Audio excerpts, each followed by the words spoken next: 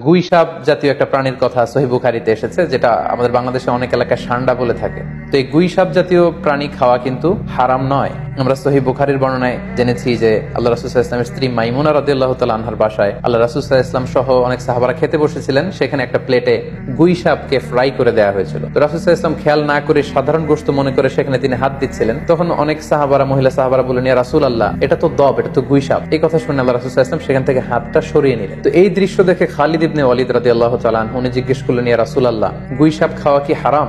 হারামুন আদ-দাব্বু ইয়া রাসূলুল্লাহ, আপনি যে হাত সরিয়ে নিলেন, গুই সাপ খাওয়া কি হারাম? আল্লাহ রাসূল সাল্লাল্লাহু আলাইহি ওয়াসাল্লাম বললেন যে না, গুই সাপ খাওয়া হারাম নয়, তবে আমি এটা খেয়ে অভ্যস্ত নই, আমাদের এলাকাতে এটা পাওয়া যায় না, এজন্য আমি এটা খাচ্ছি। তাহলে বোঝা গেল এক্ষেত্রে এটা রুচির সাথে সম্পৃক্ত। তো গুই সাপ হালাল বলে যে গুই সাপ আমাদেরকে খেতে হবে, সান্ডা আমাদেরকে খেতে হবে, এমন কোনো কথা নেই। আপনার যদি রুচিতে কুলায় আপনি খাবেন, আর রুচিতে যদি না আসে তাহলে আপনি খাবেন না।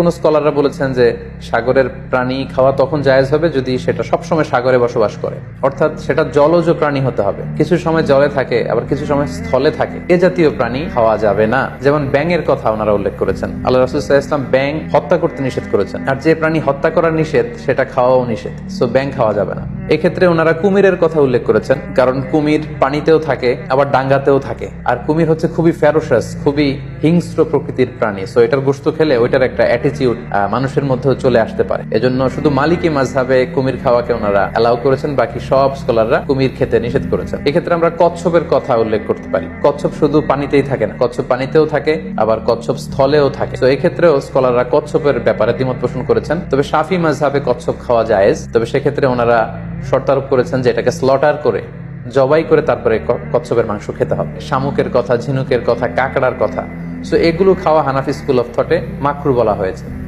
ওনারা মনে করেন যে এগুলো মাছ জাতীয় প্রাণীর অন্তর্ভুক্ত নয়, বরং এগুলো দেখতে অনেকটা কীট পতঙ্গ বা পোকামাকড়ের মতো, এগুলো জলজ প্রাণী, ফলে এগুলো খাওয়া যাবে না। তো এক্ষেত্রে এটা রুচির ব্যাপার। আমরা যদি গোটা বিশ্বে দেখি যে মেজরিটি মুসলিম কান্ট্রিতে কাঁকড়া খাওয়া হচ্ছে, অনেক স্কলারদেরকেও আমরা দেখেছি ওনারা কাঁকড়া খাচ্ছেন, ওনারা স্কুইড খাচ্ছেন, অক্টোপাস খাচ্ছেন। তো সেক্ষেত্রে আমাদের রুচিতে যদি ভালো লাগে তাহলে আমরা খেতে পারি। অনুরূপভাবে যেহেতু সাগরের মাছ হিসেবে হাঙ্গর মাছ, তিমি মাছের ব্যাপারে অনেকে আমাদের কাছে জানতে চায়, আমরা বলবো যে হাঙ্গর মাছ খাওয়া, তিমি মাছ খাওয়াও হালাল যদি আপনার রুচিতে আসে। হালাল বলেই যে খেতে হবে এমনটা নয়। সেক্ষেত্রে আমরা সহিহ বুখারী এবং মুসলিমের একটা চমৎকার হাদিসের কথা এখানে উল্লেখ করতে পারি। সেখানে আমরা জেনেছি যে সাহাবাদের একটা দলকে আল্লাহ রাসূল সাল্লাল্লাহু আলাইহি ওয়াসাল্লাম একটা নৌ সফরে পাঠিয়েছিলেন। বেসিক্যালি কুরাইশদেরকে আটকানোর জন্য সাওয়াহিলি পথে সাগরের উপকূল দিয়ে ওনারা গিয়েছিলেন। সাথে খাবার ছিল না, খেজুর ছিল, খেজুর শেষ, গাছের পাতা পেরে পেরে ওনারা খেতেন।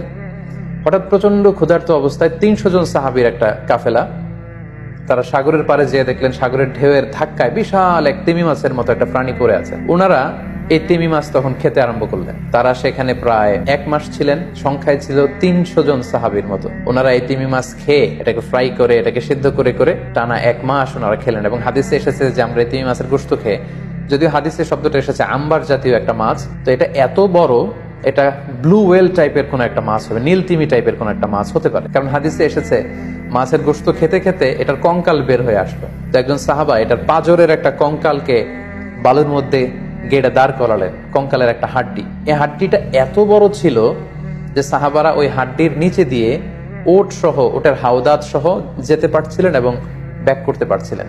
তাহলে সেই তিমি মাছের কঙ্কালের স্কেলিটনের পাজরের হাড্ডিটা কত বড় ছিল, সেখান থেকে আমরা বুঝতে পারি এটা তিমি টাইপের কোন একটা মাছ হবে। সফর শেষ করে ওনারা যখন মদিনায় আসলেন, তখন আল্লাহ রাসূল সাল্লাল্লাহু আলাইহি ওয়াসাল্লামকে ওনারা পুরো ঘটনার বৃত্তান্ত খুলে বললেন এবং জিজ্ঞেস করলেন, ইয়া রাসূলুল্লাহ, এই যে এত বড় তিমি মাছের মতো একটা মাছ যে আমরা খেয়েছি, আমরা তো জানি না এত বড় মাছ এটা খাওয়া শরীয়তে বৈধ কিনা। আল্লাহর হাবিব সাল্লাল্লাহু আলাইহি ওয়াসাল্লাম বললেন, এটা বৈধ, তিমি জাতীয় মাছ এগুলো খাওয়া বৈধ, এটা আল্লাহ তাআলা তোমাদের জন্য রিজিক হিসেবে রেখেছিলেন। সহিহ মুসলিমে যেই বর্ণনাটা এসেছে, তিনি বললেন যে হুয়া রিজকুন আখরাজাহুল্লাহু লাকুম, এটা আল্লাহর পক্ষ থেকে তোমাদের জন্য নির্ধারিত একটা রিজক। এবং আল্লাহ রাসূল সাল্লাল্লাহু আলাইহি ওয়াসাল্লাম বললেন, ফাহাল মাআকুম মিন লাহমি, ওই মাছের গোশত তোমরা যে প্রিজার্ভ করেছিলে ওইখান থেকে কি তোমাদের কাছে কিছু আছে? সাহাবারা বললেন, জি, আমাদের কাছে সেই মাছের কিছু অংশ এখনো আছে। আল্লাহ রাসূল সাল্লাল্লাহু আলাইহি ওয়াসাল্লাম বললেন, তাহলে আমাকে কিছু দাও, ফাতুতঈমুন, আমাকে কিছু খাওয়াও। ক্বালা ফাআরসালনা ইলা রাসূলিল্লাহি সাল্লাল্লাহু আলাইহি ওয়াসাল্লাম মিনহু ফাআকালা, তারা তাদের বাড়ি থেকে সেই মাংসের কিছু অংশ এনে রাসূল সাল্লাল্লাহু আলাইহি ওয়াসাল্লামকে দিলেন, পাঠালেন, এবং সেই তিমি মাছের গোশত থেকে আল্লাহ রাসূল সাল্লাল্লাহু আলাইহি ওয়াসাল্লাম নিজে ভক্ষণ করলেন। সম্মানিত, শুধু এই লম্বা হাদিসটি থেকে আমরা জানতে পারলাম যে সাগরের এই হাঙ্গর মাছ, তিমি মাছ, যেগুলো অনেক বড় বড় মাছ, এগুলো খাওয়া বৈধ। যেহেতু সাগরের সব প্রাণী খাওয়া আল্লাহ তাআলা আমাদের জন্য জায়েজ করেছেন।